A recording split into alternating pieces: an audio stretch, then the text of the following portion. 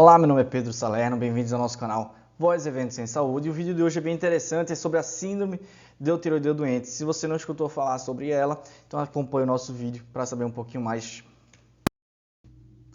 Então, o que é essa síndrome do tireoideia doente? Coloquei síndrome aqui entre aspas, porque ela vai se referir apenas a mudanças laboratoriais da função tireoidiana.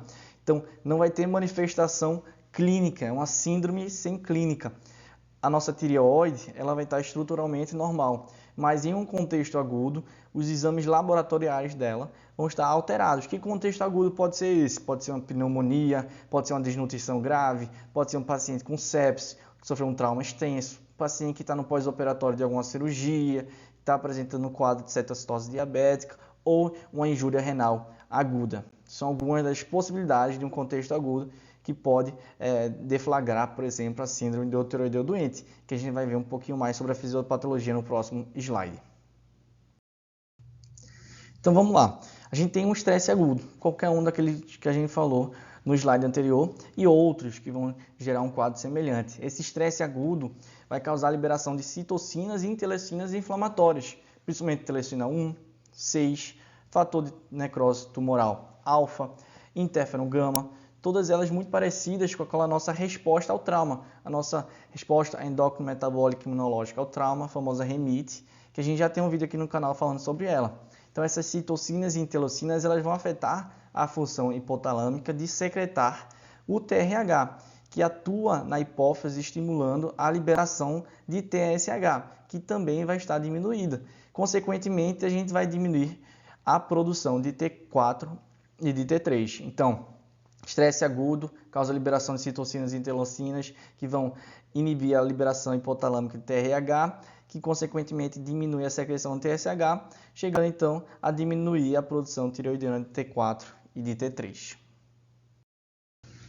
Então a gente comentou no slide anterior sobre o efeito do estresse agudo, causando uma liberação de citocinas e interleucinas inflamatórias, atuando no eixo ali central, no hipotálamo, na hipófise, chegando na tireoide e consequentemente reduzindo os níveis de hormônios tireoidianos. Mas também existe um efeito periférico dessas citocinas e interleucinas inflamatórias através do efeito nas enzimas chamadas deodanase tipo 1 e deodanase tipo 3. Então a deodanase tipo 1 ela vai ter a sua inibição. Isso vai resultar então numa diminuição do T4 e do T3. Então, na deodanase tipo 3, a gente vai ter um aumento, só que esse aumento, não se engane, ele não vai aumentar a disponibilidade de T4 ou T3. Na verdade, ele vai aumentar a conversão de T4 para o T3 reverso. E esse T3 reverso ele não vai ter uma função metabolicamente ativa. Dessa forma, a gente consegue ter uma compreensão da manifestação laboratorial da síndrome do tireoideia doente, que vai se dar então na fase aguda uma diminuição do T3, uma diminuição do T4 livre e uma diminuição do TSH. Tudo isso pelos mecanismos que a gente comentou nos slides anteriores.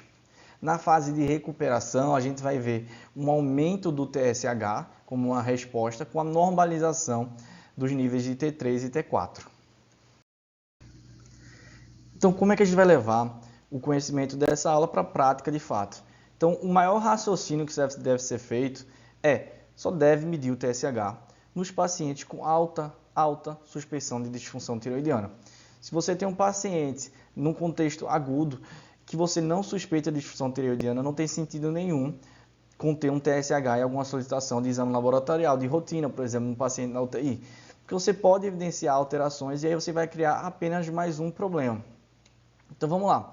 Se você solicitou por acaso e o TSH veio anormal, você deve complementar, principalmente se o paciente tiver um TSH acima de 20 ou indetectável, porque aí seria pouco provável realmente essa alteração ser devido à síndrome do tireoideia doente. Porque a gente viu o TSH no paciente com a síndrome do tireoideia doente, ele vai estar diminuído, mas ele também não deve estar 100% suprimido, tá certo? Porque seria uma resposta extremamente exacerbada.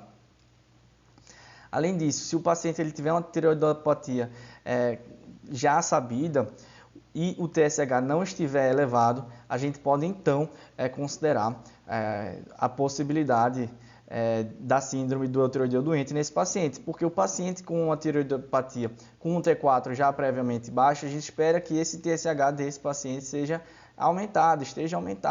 Se o TSH não está aumentado, existe algum fator que está diminuindo esse TSH, e esse fator pode ser a síndrome do tireoideu doente. Então vamos lá, vamos supor que você diagnosticou a síndrome do tireoideu doente. O que você vai fazer agora? Fica a grande pergunta. E a resposta é, você não vai repor hormônio, não vai fazer levotiroxina sódica nesse paciente. Você vai tratar a causa base. Então, se a causa base for sepsis, você trata a sepsis. Se a causa base for pós-operatório, por exemplo, você acompanha o paciente no pós-operatório. Então, já que você diagnosticou, agora você tem que vigiar. Você vai vigiar periodicamente a função tireoidiana durante o internamento. E após 6 semanas da alta, você deve ou pode repetir esse exame laboratorial para você confirmar que houve a reversão do quadro, não teve nenhuma injúria de fato à função tireoidiana. E qual o prognóstico desse paciente? Muda alguma coisa a gente diagnosticar? E já que a gente não vai tratar, existe alguma diferença no prognóstico dos pacientes que cursam com a síndrome do tireoideu doente ou não? Então, em alguns grupos seletos, já houve alguns estudos que falaram que poderia ter alguma alteração no prognóstico. Por exemplo, nos pacientes com insuficiência cardíaca aguda, um T3 baixo esteve relacionado a um tempo de internamento prolongado, uma maior chance de admissão em UTI e de necessidade de ventilação mecânica. Em pacientes com um estado crítico de modo geral, o T4 baixo correlaciona com desfecho desfavorável também. Então, são alguns estudos que apontaram alguma associação com o prognóstico. Mas claro que você não vai sair catando o paciente para diagnosticar a síndrome do tireoideu doente. Você deve ter em mente a nossa regra principal, que é só pedir esse exame nos pacientes com alta suspeição de disfunção tireoidiana em um contexto agudo. Então, pessoal, esse foi o nosso vídeo. Queria trazer aqui uma síndrome que não é comum, não tem tanta importância na prática clínica, mas é extremamente importante no contexto que a gente pensa em que várias vezes, vários exames necessários são solicitados em pacientes com estado crítico, por exemplo. Exames que podem ter resultados alterados, e um deles seria o TSH e o T4 livre. Quando esse resultado está alterado, você não pode necessariamente assumir que existe uma disfunção tireoidiana, porque existe, por exemplo, essa síndrome que causa essa alteração transitória. Então é sempre bom ter em mente para o diagnóstico diferencial.